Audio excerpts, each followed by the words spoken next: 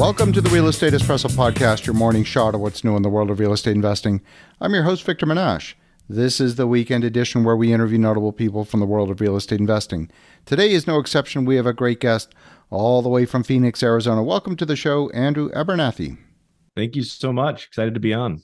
Well, great to have you here. It's been a while since you were last on the show, and my gosh, a lot has happened in the marketplace. Things have moved up and down. Cost of capital is all over the place. And thought it would be a good time to reconnect and catch up in terms of what you're doing in your business. You're vertically integrated, which not that many people are. But before we dive into the details, maybe give a little bit of your backstory and how you got to this point in your journey.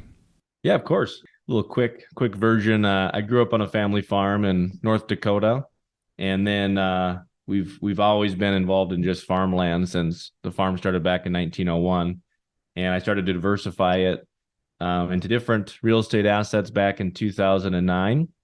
I've been through properties all through, HUD buildings, commercial properties, apartments, houses, all through, and finally landed on self-storage is something that I wanted to focus on and, have that catapult us hopefully to that $1 billion company. And so that focus into self-storage started back in 2017. And we liquidated all other assets except for our farm operations to go full into that. Fabulous. Now, you're heavily involved. You're vertically integrated. You're also a manufacturer. You build your own buildings. What took you in that direction? Yeah, so I'm a nerd when it comes to researching billionaires, whether it's, Rockefeller and Carnegie in the past, or all the way to local recent billionaires, Warren Buffett, Gary Tharaldson's the billionaire in North Dakota, partner of ours. And I just kind of researched their backs. And what I learned is that these billionaires, for the most part, became billionaires on focus, and then they retain wealth on diversification. It doesn't go the other way around. And so I knew I needed to focus on something. I also noticed that they did two things. One is they owned as much of the process as possible through the whole product or through the whole asset or whatever they're dealing in. And then they also try to make capital on the byproducts. I remember like Rockefeller, he used to require the parts for their stuff from manufacturers to be sent to them in wood boxes, wood crates. And he would use those wood crates for the floors in the Model Ts. Again, just trying to use anything he could to save money. And so that's the mentality I took when we went down and wanted to create our business model and plan for our self-storage endeavors. We've obviously been all reading the headlines about inflation hitting every aspect of the economy, and certainly construction has not been immune. We've seen in stick-built construction, lumber prices drop, close to 70, 80% since the peak in May of 2022. Steel prices have been up and down. Right now, at least raw steel from China is down almost 30%. How is that trickling into your business yet or not? How is that playing out? Yeah, so when we started back in 2017 ramping up, we kind of started out slower. One, we wanted to make sure we kind of fine-tuned a product, and then two, it was tough to build things when COVID hit there. So again, at the time, I was bummed, and now I look back and I think how fortunate of us that we didn't ramp up in those times, right? Mm-hmm. So yes, right now construction costs are higher, labor costs. But what we are noticing now that we're really ramping up, we're buying a new site in California and Arizona almost every couple of weeks. We are just ramping up crazy the last 10, 12 months. We're noticing it's a lot more affordable, a lot better terms, turning into a little more of a buyer's market for dirt.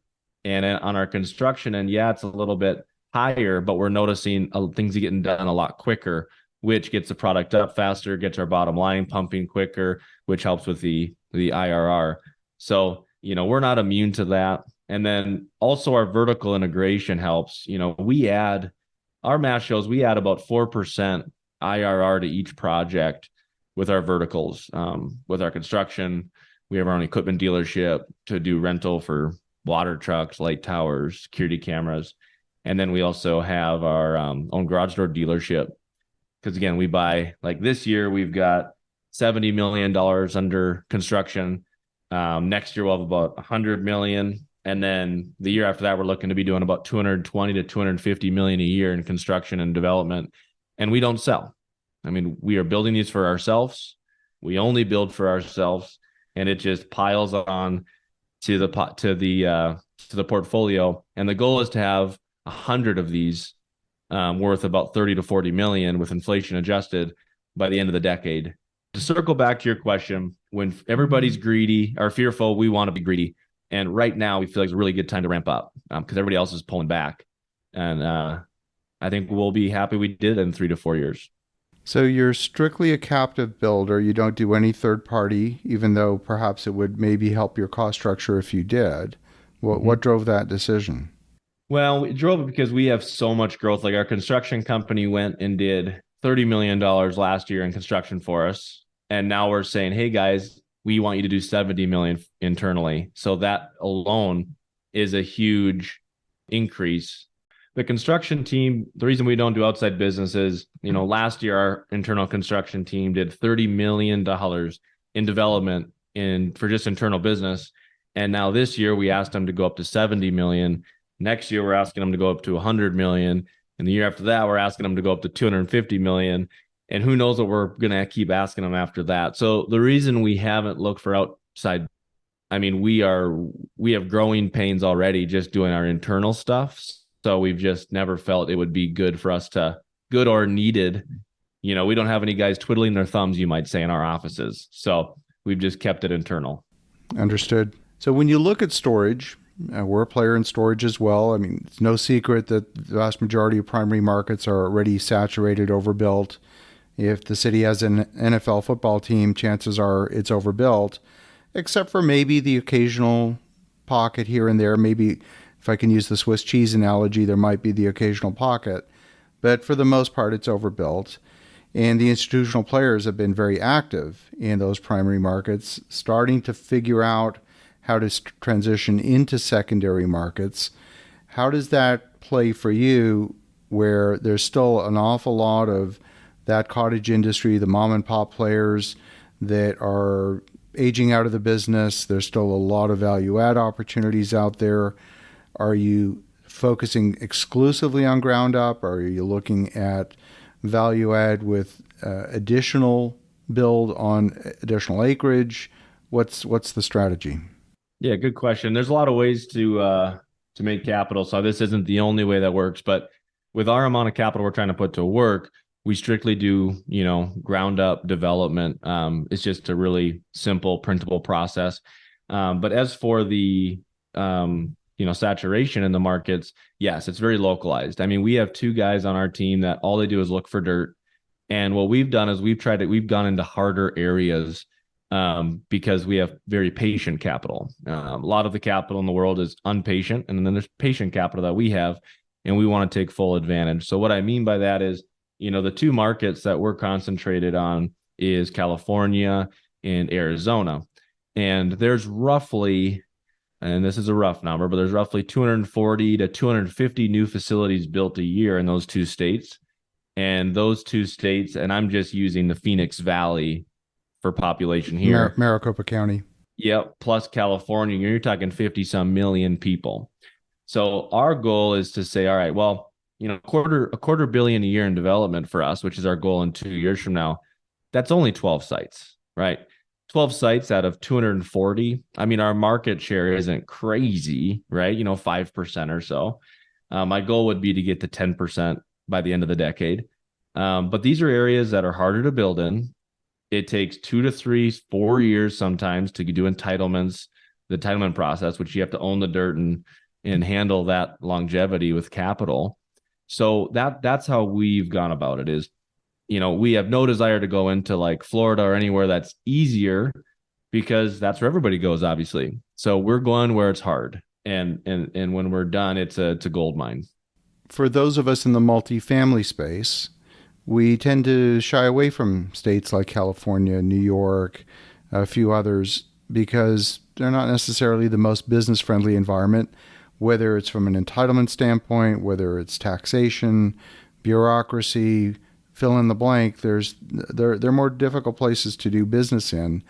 How did you get comfortable with doing so much in California? Yeah, good question. So in storage, what I like is it's not tenant law. Right. When it comes to like once they're open, right, and somebody doesn't pay rent, since it's just stuff, it's really easy for us to overlock. If they don't pay, we auction it. So like, they don't have the same rules on storage as they do apartments when it comes to evicting someone. So that right there was out the door. So that's easy for us. The other thing is public storage manages all of our facilities. So any other nuances, once they're open, that's irrelevant to us. As for the development, entitlement, and that process, we like how hard it is. We don't like it. Obviously, we don't enjoy it, but we like that it keeps everybody else away from it because it is hard. It's not the easiest. But products that do get opened up there and stabilized, they sell for a lot lower of a cap rate than they would in Florida or Texas. I mean, they sometimes sell it 100 to 200 bips below, a Texas cap rate, right? Because it just takes so long and is so hard.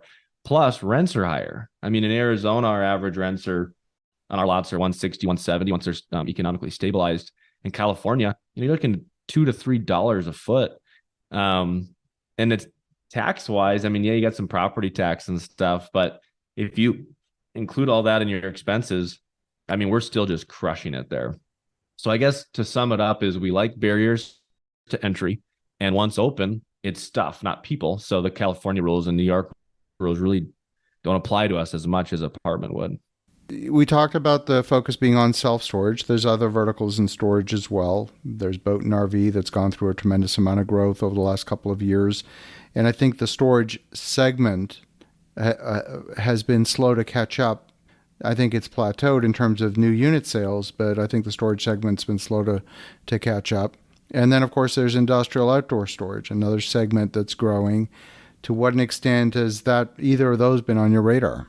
Lower again, just because of the amount of capital we're trying to put to work. We're trying to build a, $5 to $10 billion portfolio in the matter of 10 to 20 years, 10 to 15 years. And, so we need each of our sites, you might say, to be that 15 to 20 million. That's kind of our sweet spot of all in costs.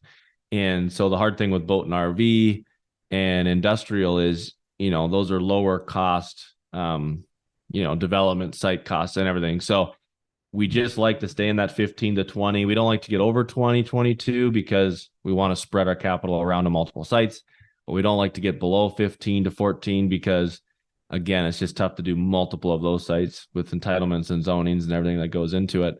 So that's why we're not doing it.